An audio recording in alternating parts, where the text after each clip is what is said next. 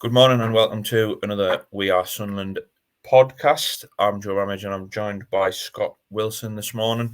We're coming to you in partnership, as always, with the Sunderland Fans Museum and Prospect Opticians. And we're coming to you the day after the night before Sunderland beaten 1-0 by Championship leaders Leicester City. We'll just go straight into it if you want, Scott. How did you see things last night? I think Mike Dodds probably summed it up fairly well after the game in that there were positives to come from it. I think that's undeniable. The fact that Sunderland didn't go under after such a difficult opening 15 minutes when, let's be honest, it looked like Leicester were going to score every time they went forward. The fact that Sunderland were the better side for big chunks of the second half, against a side who almost certainly going to be playing in the Premier League next season. The fact that Chris Rigg is able to turn in that kind of performance when you've got to remind yourself he's still only 16. The fact that the substitutes, I think, made a bit of a spark when they came in. So there were positives, but they've got to be couched in the reality that this is now 5 defeats on the spin. And no matter who you're playing and no matter how well you're playing or not playing, that can never be acceptable for Sunderland, can it? You just cannot lose 5 games on the spin.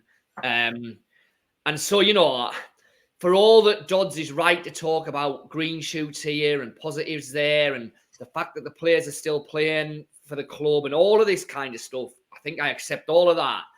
Sunderland need to win a game of football soon because otherwise this is going to start getting ridiculous.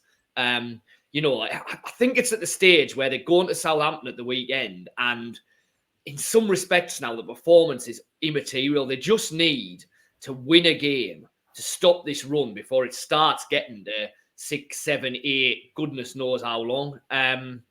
So I think that was my takeaway. Yes, positives. Yes, what looked like it could have been an absolutely catastrophic night in the opening 15 minutes certainly didn't turn into that. But you can't keep losing football matches, even if you are playing the best team in the league. Yeah, and I think Mike Dodds pretty much summed up what you said there, didn't he? He caveated that I think he said that he thought they were sensational in the second half. I'm not sure I'll go quite that far, but no, he said he improved in the second half. But yeah, he was quick to address and sort of say we can't really get above our stations because it is 5 defeats in a row. It's a funny one, isn't it? We kind of spoke about this before we left the ground last night. That did they deserve more? Like in isolation, they probably deserve a few more appraisals than what they've got maybe last night and this morning. I think people maybe sometimes maybe a little bit overcritical of last night because of it being 5 defeats in a row.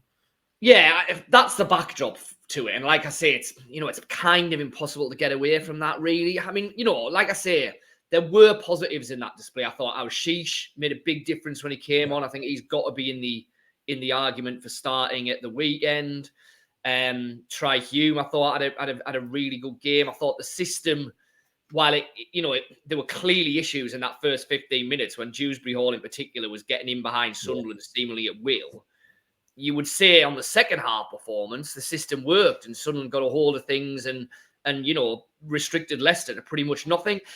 I think where you've got to stop short of lavishing too much praise on them is that if you dig down into that game, then for all that they did improve and for all that you could argue they were the better side in the second half, what did they actually create? And this brings us back to the whole issue of the strikers. And all of Sunderland's best work last night was still outside the 18-yard box. Their best chances in the second half were long-range efforts from Try Hume that were saved. What they still weren't doing was getting in behind Leicester, delivering real quality crosses into the box for a centre forward to gobble up. There was none of that. So, for all that, yes, there were positives there, we're still back to how is this Sunderland side going to score? And particularly, how is this Sunderland side going to score when it hasn't got Jack Clark to drop his shoulder, pop in off the flank and curl one into the bottom corner? And I still don't think there's an answer to that. So, and I think there was probably an element as well that Leicester had lost 3 games on the spin. And I think in that final quarter of the game, just accepted that they were going to have to scramble over the line, whatever it took. And to a large extent, I think they shut up shop and stopped playing because they knew they just had to somehow get that win. So, you know, I think last night's a night when you can't be too critical on Sunderland, despite the fact that it was a 5th successive defeat. But you also can't go too far the other way and say that they were sensational, because it's not like Leicester's keeper made 7 amazing saves to keep Sunderland out. And, you know, an awful lot of the issues that have been there all season are certainly still there. Yeah, I mean, if we go back to the start, you touched on it a little bit there, the setup. Mike Dodds went back to a back 3. Obviously, that was probably influenced by Dan Ballard being back from suspension. But were you surprised in a way that he went back that, given how it went in that first half against Swansea? I wasn't massively surprised, because I think it was harking back to the Leeds game from Dodds' first spell, wasn't it? When Sunderland were playing against one of the best sides in the league, a side who at the time, a bit like Leicester, you know, were free flowing and creating a whole host of chances, and that worked. So I think a lot of that will have gone into the thinking that you know, Sunderland were playing against a side who, let's be honest, are, you know, probably the best side in the league, certainly one of the best 2 or 3. So it wasn't a massive surprise that they went to 5 at the back. Like I say, the first 15 minutes or so, you were looking at it thinking, well, this just is not working. Like I say, Dewsbury Hall kind of pulling in between Sealt and Hume down what Leicester's left just seemed to be getting into that penalty area completely at will. So you were thinking, well, if Sunderland don't get a grip on this, this could be embarrassing. And like I say, I think that's one area where you do have to give them credit, because they did get a grip on it. The system did work much better as the game wore on. Now, obviously, there's no Luke O'Nien for the next 2 games, is there? So do you go back to a flat back 4 again against Southampton? You'd probably think so, although, you know, if Dodds is adamant he wants to stick with 5 at the back, then he's going to have to come up with a solution there. But it would feel like with no O'Nien, then the logical thing to do at the weekend would be, you know, go back to your 4 with Sealt and Ballard as your centre halves.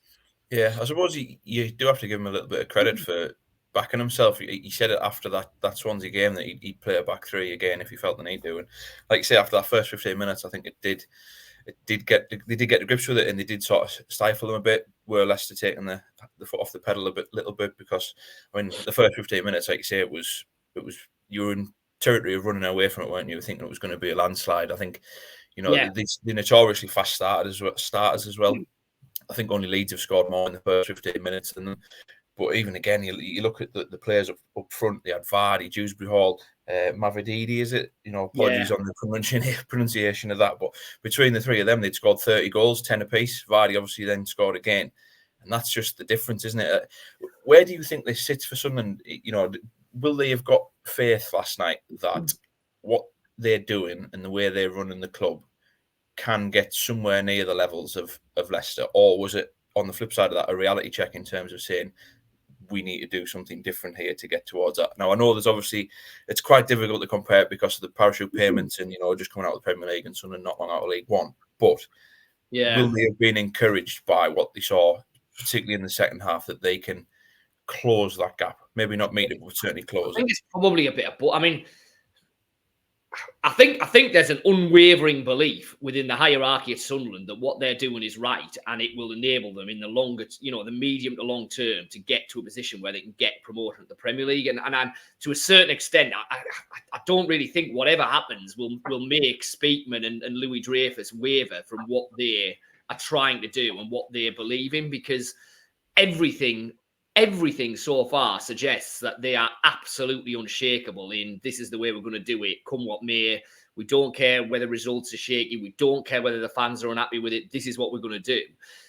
I think what last night shows is just the reality of how difficult it is for any club in the Championship without parachute payments to compete with clubs coming down from the Premier League who are able to hold on to the best players. Because you name those players there, but I mean, Daka, Iheanacho and Dean on the bench is just utterly ridiculous, isn't it? Yeah. I mean, all 3 of them would walk into, well, I'd say any Championship team, maybe Leeds, maybe Southampton, but pretty much any champion. They'd certainly walk into Sunderland's team. Yeah. And yet they cannot get a game starting for Leicester. And that's the reality that, you know, and it's not, this isn't just Sunderland. This is any club in Sunderland's position have to deal with. Now, That's not to say you can't do it, and there is the evidence of clubs that have done it. You look at Ipswich and the fact that they're right up there punching this season. Well, they didn't have parachute payments. They've come out of League One. They've put a squad together that is more than holding its own at the top end of the table. So it's not impossible, but it's really, really difficult. And whoever comes down, you look at Sheffield United, who are being absolutely embarrassed every week in the Premier League at the minute. You put that Sheffield United team into the Championship. Now, I accept that at the minute their confidence is probably on the floor, all of that. But I still think you put that Sheffield United team back into the Championship and they're up there challenging for promotion. Yeah. And that's before they spend any of the parachute money that they've got in the summer. So that's what Sunderland are dealing with. And they've got to find a way around it. But like I say, I'm convinced that Louis Dreyfus and Speakman are absolutely convinced that the way they're doing it is the right way. Yeah, and that obviously includes bringing in young players and trying to develop them. One of those being Louis Hamir, who started up front again last night. It was a tough night for him, wasn't it? Yeah, it's a difficult one again, isn't it? Because he's certainly not trying. He's certainly not. There's ability there. There were a couple of times when he held the ball up and linked play okay. I keep coming back to there's just absolutely no service into the 18-yard box. So, what are you judging him on at the minute? Well, you're not judging him on is he scoring because he's not getting a chance. And that's largely been true of Rooson and Burstow when they've been in the team as well. So, there are issues with Sunderland centre forwards. We know there are. The issues have been there all season. I still don't think that last summer's recruitment was anywhere near good enough. But if you look at it on a game-by-game case in isolation, I think it's hard to be too critical of him here from last night because what's he meant to do? He's barely got a kick in the 18-yard box because Sunderland haven't put the ball in there for him. Now, you can argue, well, he's got to make his own space. He's got to do this. Yes, to a certain extent, I agree with that. But it's not like he wasn't trying to move around last night. It wasn't like he wasn't willing to compete for the ball if Sunderland put it up there for him to challenge for. The way Sunderland are playing at the minute makes it incredibly difficult for any centre forward to look effective because they're feeding on absolute scraps. Yeah, and one thing that I thought was interesting from what Mike Dodds said, I'm not sure how much I agreed with it. He was happy with the amount of crosses that were going into the box. It felt to me it was very narrow. Like the system, obviously, it took out the width of like a Romain Mundell and Abdullah Bar, even maybe Zarusin over on the left. And, you had Rigg and Job just sort of playing in maybe 10s behind him. Hjelde was probably the only outlet as someone down that left putting crosses into the box because it didn't really come down the right-hand side. And obviously he showed his limitations in terms of being an attacking outlet. Yeah. So it was, like you say there, it was tough for Hamir because you would think that is what they need to do. They need to put the ball in the box way more than what they are for someone like him to thrive on. Yeah, I would have to disagree with the assessment that Sunderland put a load of good crosses in the box last night because that wasn't my takeaway from it at all. And like you say, the way that they were set up last night, it was going to be Hjelde and Hume really that were the ones getting up there and doing that, and that didn't happen. And I think partly that's because they're playing against Leicester, so their mindset has to be defensive to a certain degree. But partly I think it's also that Hjelde didn't look particularly well capable of doing what you would want a wing back to do. Certainly on the evidence of last night. Hume was better on the opposite flank, but again, his best moments were still kind of coming in field, linking play, getting shots away, which obviously he did in the second half, rather than whipping round on the outside and getting crosses into the middle. I still didn't feel Sunderland did that really at all last night. No, but one thing you would say, I mean, the first half, it was flat. All the sort of enthusiasm seemed as though it had just been drained out the stadium, and that kind of continued until those subs came on that you mentioned earlier. And I don't know, we were all kind of scrambling around thinking what the approach was then or what the setup was. It almost turned into a little bit of unorganised chaos, but in a way that worked. That is what Sunderland needed to sort of just break the mold of what Leicester were doing, because they were kind of just keeping them at arm's length almost at will, really. Yeah. But the two subs came on and it absolutely made an impact. I think the biggest cheer from then came like with a Trey Hume tackle, and then he hit the bar soon after because there was a bit of space opened up. And then it went from there. You could feel the confidence come back into them, thinking, "Oh, we've got half a chance here," because at 1-0 they were still in it.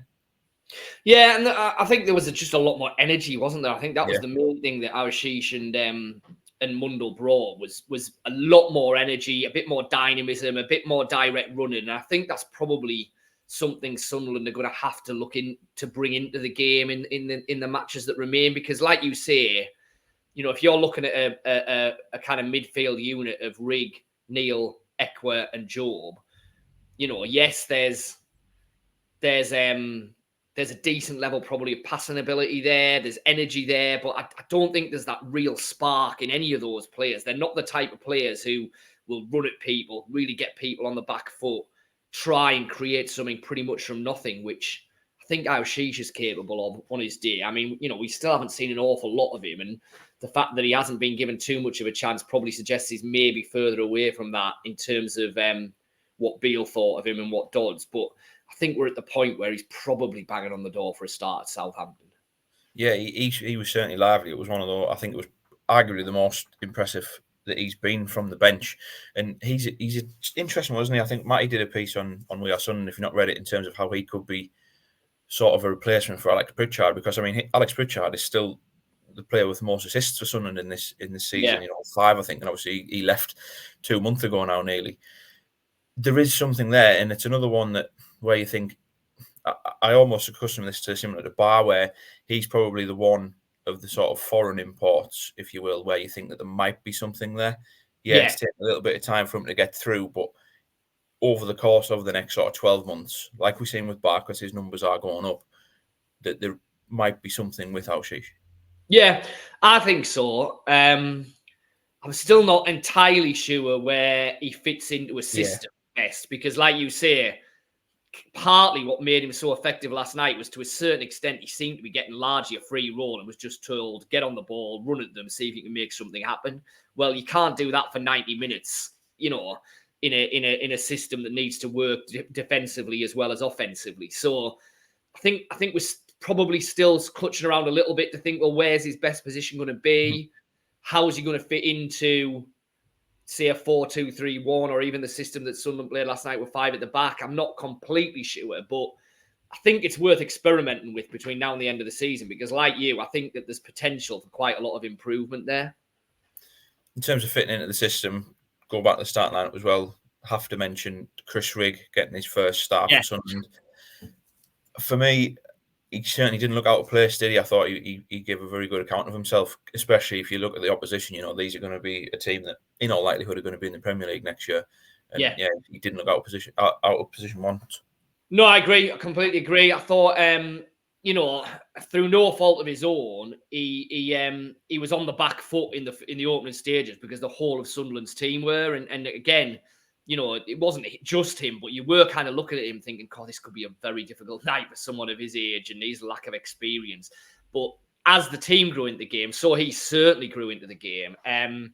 He looks comfortable at that level. That's the thing with him, isn't it? You know what I mean? He certainly doesn't look out of place. I mean, physically, he looks ready for it, even though he's just 16, which is a consideration, has to be. But probably more importantly, mentally, he looks able to cope with it all as well. I thought he was, good in possession. The fact that Dodds was quick to point out that he was, sticking to the game plan and doing what he wanted him to do is clearly going to be important in terms of the way that he develops and the way that he gains the trust of the people he's playing for. I mean, I think again, we're gonna see a lot more of him between now and the end of the season, aren't we? Dodds is never going to write off the rest of the season, and there's still an outside chance, ridiculously outside chance of the playoffs. There's still an outside chance that could be dragged into a real relegation battle. The strong likelihood is that neither will happen. I take the point to go back to right where we started. Sunderland need to win a game of football soon. So that has to be the number one priority. If and when that happens, then I think the last 4 or 5 games of this season will provide a pretty rare opportunity to experiment with a few things and see what happens and try and Rigg in a couple of different positions. I would have thought will be part of that. Yeah, it was, for me, the thing that struck was that sort of fearlessness that, you probably have at that age. I think we all maybe had that at that age. There was a couple of misplaced passes in the first half where he got a little bit frustrated with himself, but he never let that sort of impact his game. He just got back on the horse again, and he was away. And yeah, it was really impressive, and I agree. I think he deserves a running down the stretch. As for where it leaves Sunderland, like you say, 10 points now from the playoffs. I mean, for me, even before last night, I think you write them off 9 points above the relegation zone. Where does it leave? Like, have they been a victim of their own success last season in overachieving? They got into the playoffs on the last day. In theory, it could have been this season, last season, then look to kick on. You know what I mean? It seems as though that'll be where a lot of the frustration has come from. That it looks as though there's been such a regression. Yeah, I don't necessarily agree with that. In the way I look at this season is that 2 months ago, Sunderland were bang where they wanted to be. They were in the mix. We're going into whole what ifs here, what ifs, whatever.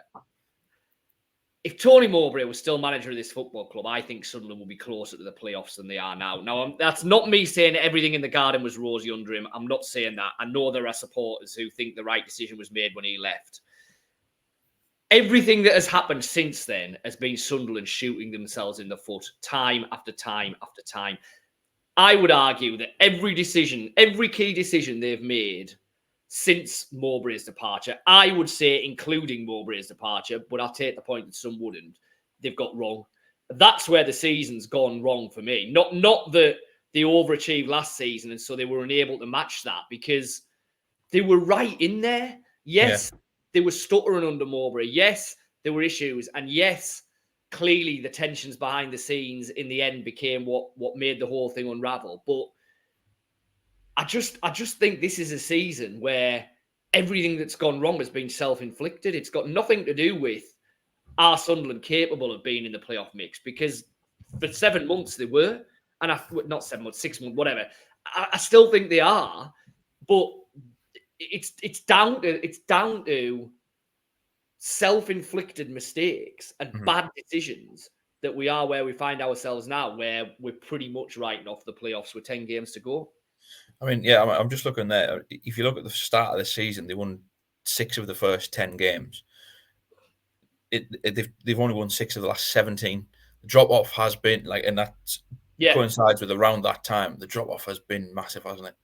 It's been massively pronounced. And what's even more damaging is it's also been accompanied by a lot of things which have fractured the relationships off the pitch as well.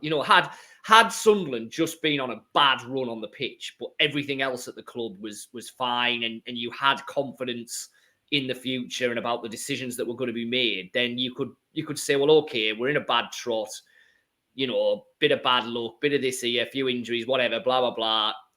Let's just write that off as a bit of misfortune, get back on the horse next season, we'll be right back in it. It doesn't feel like that at the minute, because a lot of the trust in the hierarchy has gone. Clearly, there's a lot of massive decisions that are going to have to be made in the summer. Head coach, player sales, player recruitment.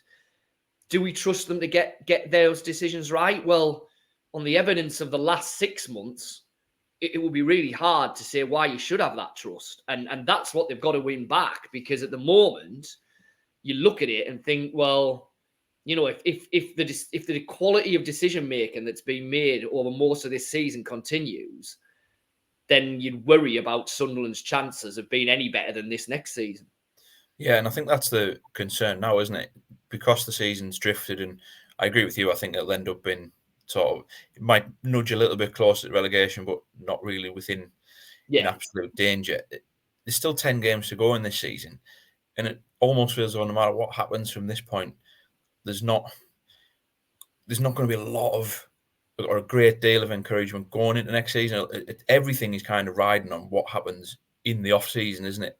Yeah, it's going to be marking time between now and the end of the season, really, isn't it? Because I think if there was any strong chance of Mike Dodds getting this job on a permanent basis before the start of this reign, then you would have to say that those chances have diminished massively, given that he's now suffered 3 defeats on the spin. And yes, a lot of that's not his fault, but the reality is you're judged on results, whether you're a full-time head coach, interim head coach, caretaker manager, whatever, and he's lost 3 on the spin. You can't get away from that. So to a certain extent, if we accept that there is going to be a new permanent head coach in the summer, which is what it feels like, then, there'll be an inevitable sense of just marking off time between now and the end of the season. Like you say, the fact that to all intents and purposes, there's nothing to play for in terms of the league table pronounces that even more. Uncertainty over some key players. What's going to happen with Jack Clark? Will there be bids for Ballard, Neil, Patterson, etc., etc.?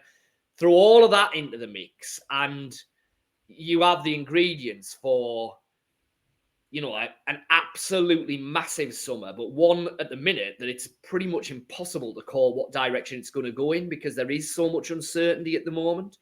And none of that is massively great when you're a Sunderland fan and you're paying an absolute fortune to go down to Southampton at the weekend, knowing that you're watching a game that really is treading water. You know what I mean? And I fully accept that that's a really difficult situation for fans and the club to be in, but it is where they've ended up. Yeah, we'll talk about the Southampton game later in the week when we're back, but just to touch on that briefly, it doesn't get any easier, does it? 5 defeats on the spin. I think it's the first time Sunderland have lost 5 times in a row in the league since 2015 under Sam Allardyce in the Premier League. There's been 2 relegations in that time, and they didn't lose 5 on the spin in either of those seasons. So it is quite unprecedented what we're seeing here, and that is alarming. And that could very possibly stretch to 6 on Saturday, because that is a tough game. Oh, then massively. You're going back to sort of 2013 under Paolo Di Canio, the start of that season for that. Yeah, massively. And then obviously what your QPR at home, aren't you? Who have suddenly sparked into life and are going to be a lot of pressure on that game, isn't there? So, as much as I'm saying there, they wouldn't be in a relegation battle if they were to go and lose the 2 going into the national break. Blimey, things can turn. You look at how condensed it is, sort of below Sunderland. That's where I keep coming back to. They just need a win. They need to get a win. And before we can talk about anything else in terms of the end of the season, whatever. And so I suppose I am contradicting myself a bit here because I'm saying there's really nothing to play for the weekend. But actually, they need to win a game. They need to win a game of football. They need to stop this run. Until that happens, like you say, you're always going to be chalking off the odd point here and the odd point there. And 9 becomes 7, becomes 6, becomes 5. And suddenly you are looking over your shoulder, starting to get really worried. I think it probably only takes 1 win to completely put that to bed.